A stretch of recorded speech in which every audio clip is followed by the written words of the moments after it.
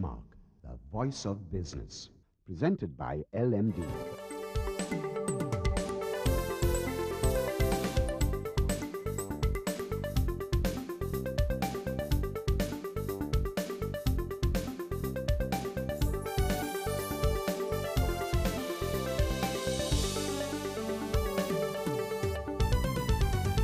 On this edition of Benchmark, the rights of children is in focus as we welcome UNICEF's representative in Sri Lanka, McCauley. Then LMD columnist and market analyst Hasitha Premaratne voices his expectations of the stock market. And we wrap up with Kiran H, country manager of TNS Lanka, who comments on TNS's survey on Sri Lanka's wish list for 2014. That's the lineup for Benchmark. Hello and welcome to Benchmark. I'm Savitri Rodrigo. The United Nations Children's Fund, which provides humanitarian and development assistance to children and mothers across the world, has a long history with Sri Lanka. It was in the 1950s that it carried out its work in Sri Lanka through its office in India, but in 1973 it subsequently established an office right here. A few months ago, UNICEF appointed a new representative to Sri Lanka, and we are delighted to have with us McCauley. Thank you very much. It's a pleasure to be here. And I hope you're enjoying your stay here in Sri Lanka. Having a great time. Thank you very much. Just to start off, Una, what is UNICEF's mandate here? Well, UNICEF is a unique UN agency globally because it's the only agency of the UN system that's mandated to promote, protect and guard a convention. So the Convention on the Rights of the Child, which I think most people know, has been ratified by all but 2 countries in the world. And our unique mandate is to help and assist governments and non-governmental partners to ensure that the countries in which we work are in conformity with the articles of that convention which they've agreed. And so it contains articles which look at children's survival and development rights, children's protection rights, and children's participation rights. So it covers a whole range of services, health services, educational services, access to water, access to information, the ability to stay safe or be kept safe, the rights to a family, the rights to a healthy community, the rights to religious freedom, the rights to be fostered as young people into healthy and articulate and productive adults. And it's a very comprehensive convention. So to say what's our mandate in Sri Lanka, well, our mandate, of course, is the convention. But given the size of our office and the constraints that we have in terms of not being the government for children, our role is to look at where the government needs technical assistance and say, how can we bring learning from other countries? How can we bring our own technical expertise? And how can we help build capacity to ensure that children's rights are realised to their maximum? So, Una, in your opinion, if you did a SWOT analysis on Sri Lanka, what would you come up with? Well, I think in terms of being here for 3.5 months, it would be a little bit arrogant of me to do a SWOT analysis of Sri Lanka. But I think in terms of the children's sector, I would say strengths are definitely the legal framework for children. I would say strengths are a real committed political will to put children at the centre of the agenda. I think weaknesses would, of course, be where there are still pockets of poverty, which means that there's also pockets where services for children are weak, but I'm conscious that there is a will to make a difference there. Opportunities, I think there are many. I think that looking perhaps at more analysis around children, so not just looking at poverty reduction, but how poverty reduction impacts on children, how children's poverty can be addressed differently, how the quality and not just the quantity of services can impact on the present well-being of children, but the long-term economic and social well-being of children. opportunities around upcoming changes around education, massive curricular reform, discussions now about more integrated school systems, trying to address rural and urban poor children's education. And I think threats, although I guess it's also linked to a strength, is that when having such an ambitious platform for children, there's always a risk that you can't do everything at once. So, I think that there's a sense that without investment now in children in the country, opportunities for the future will be lost, but it also means that it's very ambitious, and with anything ambitious, it has to be carefully planned and budgeted and rolled out with meticulous care. How can corporates actually uphold children's rights in their mandate of sustainable development and corporate social responsibility? I think it's great that you asked that question, because I came today with information about a new initiative which UNICEF has been rolling out with Save the Children and with the Global Compact, called the Children's Rights and Business Principles, since the beginning of 2013. And the objective of this package is to say to the corporate world, well, of course, we would prefer that you didn't exploit children and use children as child labourers, and then we would like them to go to school, and we would like them to enjoy the benefits of the rights that education offers. But this is going beyond that and saying there are a number of things. There's your corporate giving, there's your corporate social responsibility with regard to charities and philanthropic events that you sponsor. But then there's also looking internally and externally at your own structures, your own services, your publicity, and saying, are we a child-friendly business? And the idea of this is it's a 10-principle charter. There's nothing compulsory about it. There's no point at which anyone is going to be punitive if a company isn't child-friendly. But rather, it's an opportunity for companies to say, we would like to look at this charter. We'd like to say, okay, we're compliant with Articles maybe 1, 2, and 3, and now we'd like to look at Article 4. And it's very interesting because it says, what are our internal products? What are we doing with what we produce, or what services we offer, and are they appropriate for children? Or if they have nothing to do with children, is our supply chain, or is our manufacture chain, or are our end users friendly to children? Let's pause for a minute. We're taking a break for commercials now. On the other side, UNICEF Country Representative Una McCauley discusses ending violence against children and also the challenges in promoting a child-friendly approach to education. Stay with us.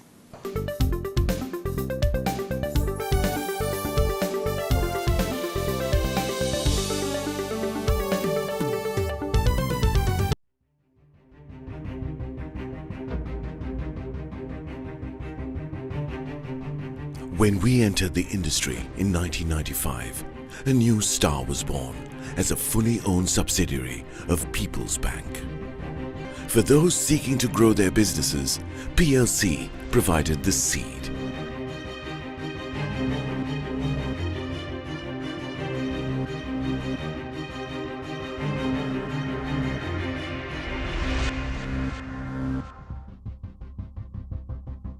We are not only Sri Lanka's #1 leasing company, but also the largest non-banking financial institution. Welcome to a new dawn for the nation. Introducing People's Leasing and Finance, PLC.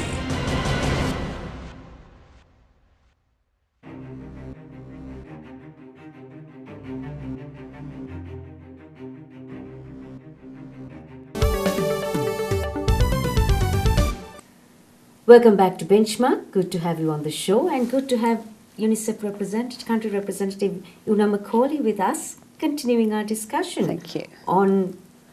I would like to ask you first and foremost in this second half, we've been through a 30-year war. It's just 5 years or so, little under 5 years since we've emerged from that. What are the emerging issues in relation to Sri Lankan children, especially in this post-war context? I mean, I would say that there are, for children everywhere, globally emerging issues that have nothing to do with conflict, first and foremost. Maybe we can touch on those afterwards.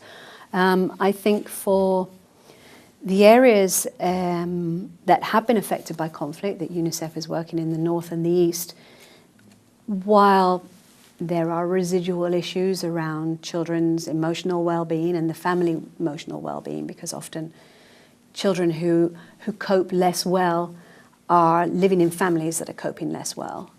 Very often children who live in resilient families, they themselves are resilient. I think there are residual issues around the well-being of some children and their emotional well-being.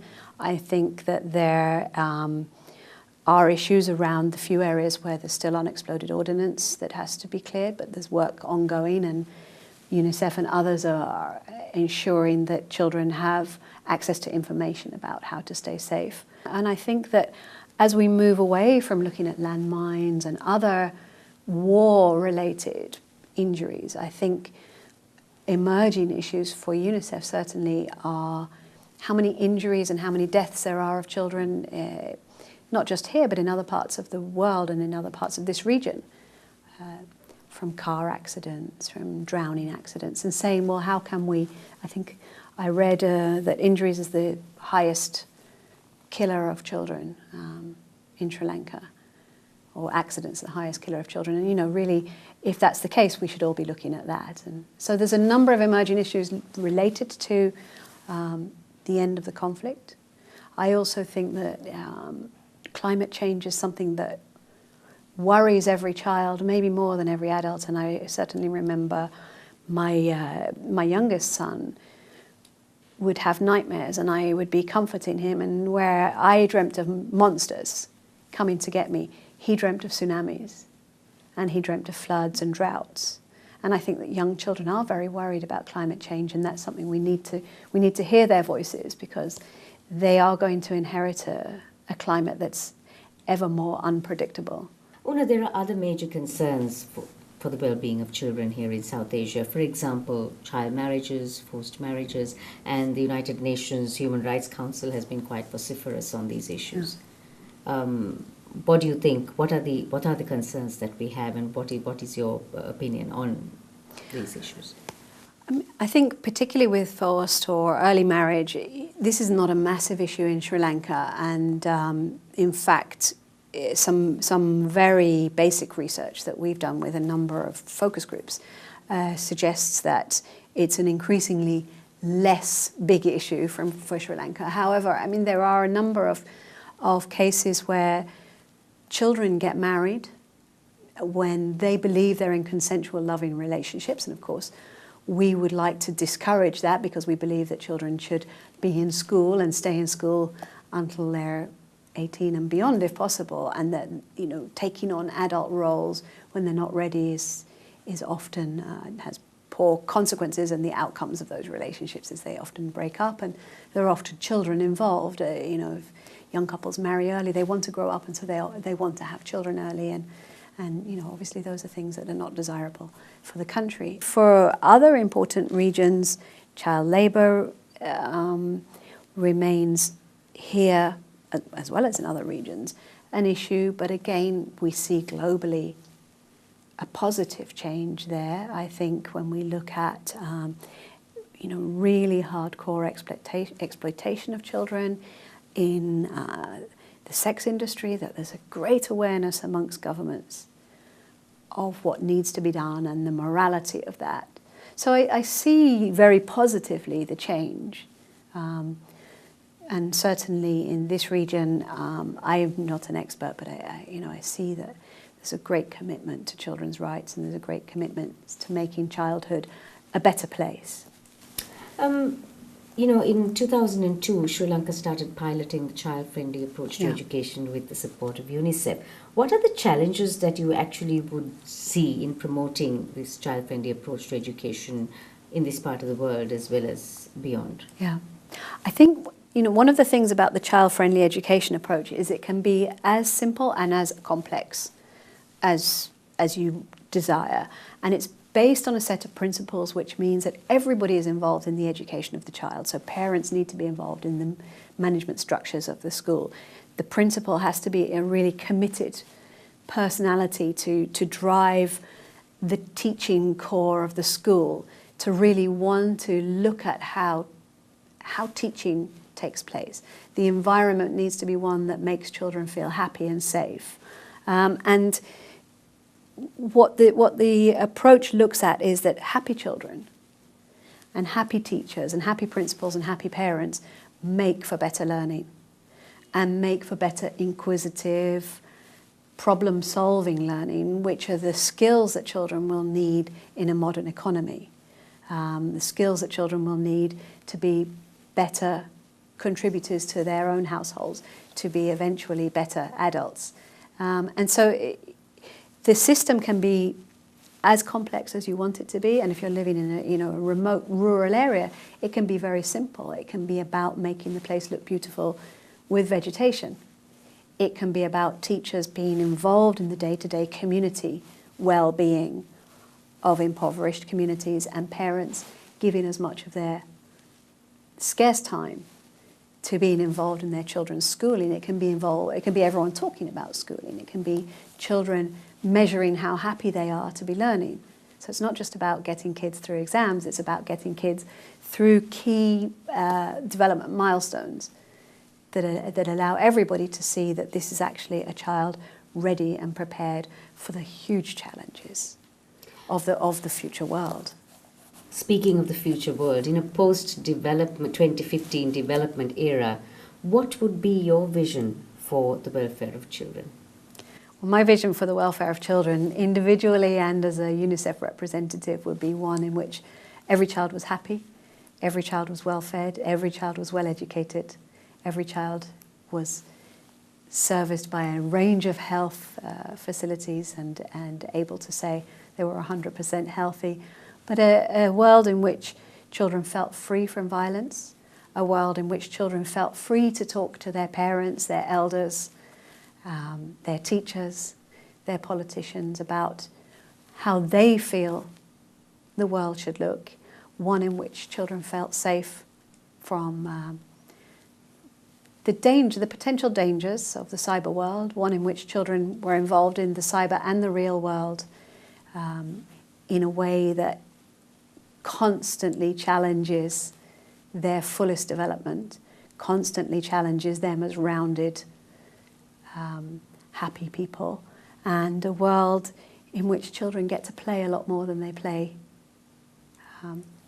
these days. I think there's a lack of playing, and I think that would be a dream, would to see more children playing. Well, it's always good to have dreams. Exactly. And we hope we can aspire to meet them at some stage. Thank you very much, Una, for joining us. No, thank you today. so much for having me. So we've been chatting with the UNICEF country representative, Una McCauley.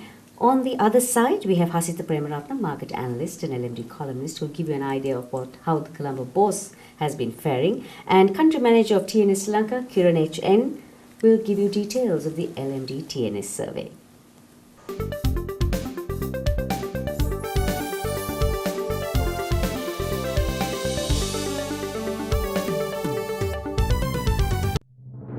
Sri Lanka's #1 leasing company is now the nation's largest and highest rated finance company with 2 international ratings. Let us move the nation as one with People's Leasing and Finance PLC.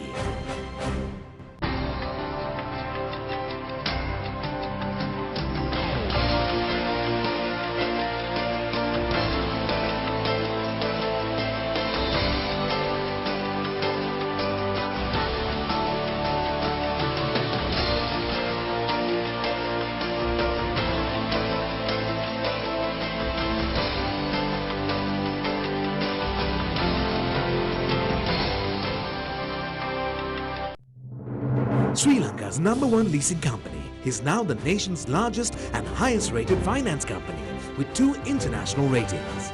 Let us move the nation as one with People's Leasing and Finance PLC.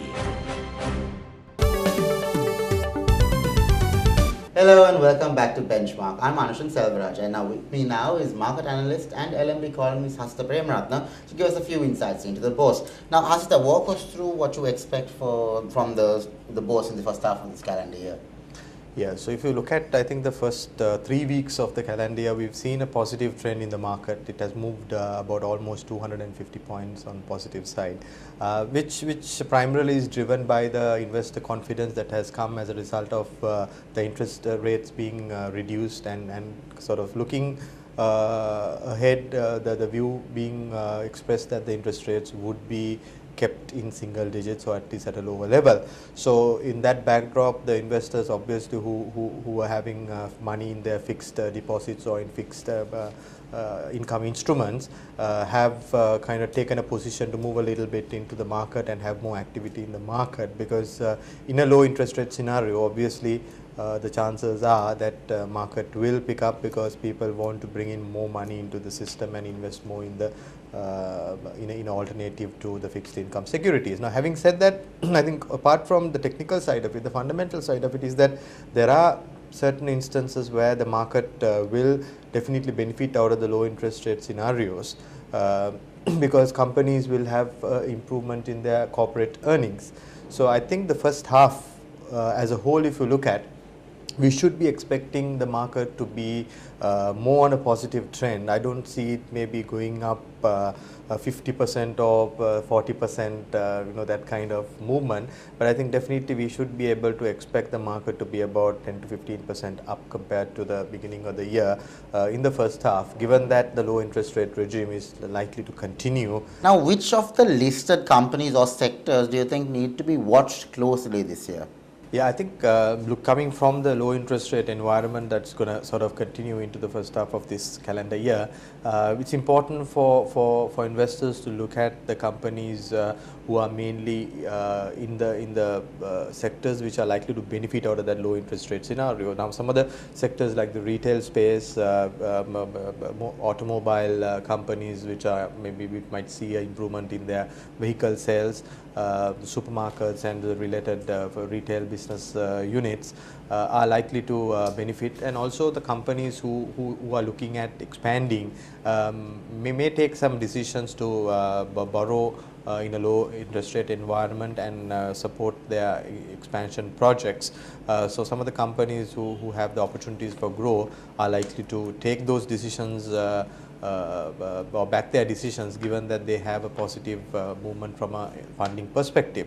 And also I think there are companies in the market which are fairly highly geared, so a lot of debt in those companies, so interest rate reduction straight away should reduce their finance costs, and as a result will start helping the profitability of the business in a positive manner. It was recently announced, Hasitha, that companies calling themselves PLCs or publicly listed companies would be taken to task if they have not officially listed on the market.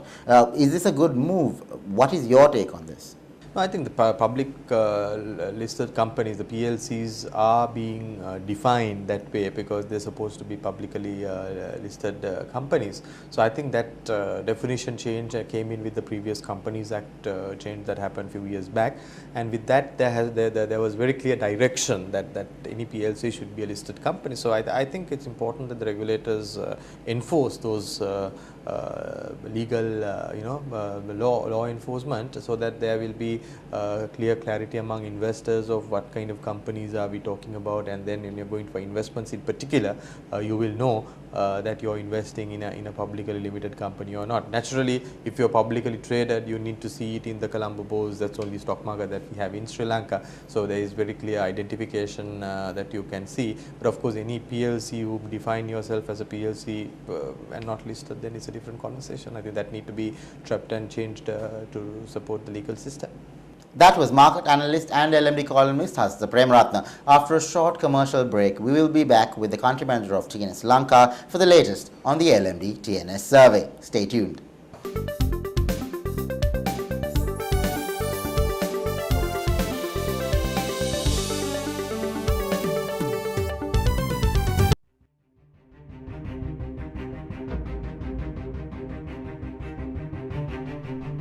When we entered the industry in 1995, a new star was born as a fully owned subsidiary of People's Bank.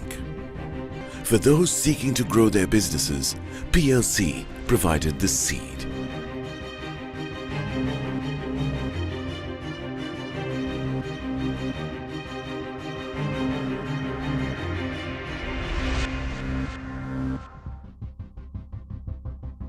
We are not only Sri Lanka's #1 leasing company, but also the largest non-banking financial institution. Welcome to a new dawn for the nation. Introducing People's Leasing and Finance, PLC.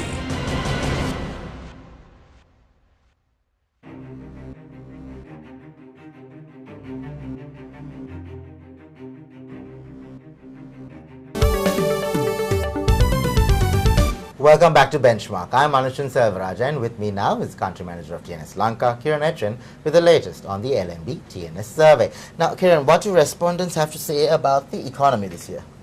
At a very broad level, Anushan, going by the poll results, I think there is a sense of hope and optimism about the economy improving in 2014. Over 66% of respondents, almost 2 out of 3, feel that the economy will progress and we are likely to improve this year. And the reasons that they state are obvious. They're talking about the general thrust on development that we have seen over the last few years, the infrastructure projects that is very visible around us these days, and many of them also talk about the recently held Commonwealth meeting, and I think we hosted it wonderfully, people believe that that is going to do us a lot of good. It will attract a lot of foreign investments, and it's also good that most of these optimists are youth and mostly coming from Colombo. On the other hand, we should also recognize that there is a 1/3 who believe that it is not likely to improve in 2014, and they are talking about the top of mind concern for everyone. Till we are able to fix the cost of living and do something strong and take some strong actions around that, I don't think we are likely to improve, is the opinion from the remaining 1/3. What are their views on the rate of inflation, or do they believe that it will remain in single digits? Only 13% of the entire sample, Anushan, that's just about 1 out of 8 people, believe that inflation will be curbed within single digits. Over 70% plus, a whooping 70% plus, talk about how inflation is just on the rise and it is quite unlikely to be retained within single digits. Now, see, the general public is not an economics expert, and neither am I, but I think this is a very strong statement about the sentiments in the country and on what people feel about the rising cost of living. Kiran, just tell us, what do they look forward to seeing in 2014? We asked our respondents about their wish list for 2014, and they talked about a lot of things, but 3 themes topped the list. First and foremost, I don't have to repeat myself again, it is about steps that could be taken to curb cost of living. They talk about it in many ways, cost of living, inflation, standard of living, rising income along the lines of inflation, etc. But broadly, they expect some steps to be taken around this biggest concern about making ends meet. The second theme is around a wish to see the thrust on economic development to be continued. So they're talking about, it's a very good thing that we are seeing this thrust on development and a lot of infrastructure projects that are coming up over the last few years. We wish that the same be continued and we sustain the momentum. The third thing, interestingly, is around, they talk about peace and unity within the country. It's a very positive thing to note that spontaneously the general public is talking about national reconciliation, about unity and harmony between different communities and different races in the country. There are several other things that people talk about, but these 3 top the list unanimously. That was the Country Manager of TNS Lanka, Kiran H. Thank you for watching Benchmark, and we hope to see you again next time.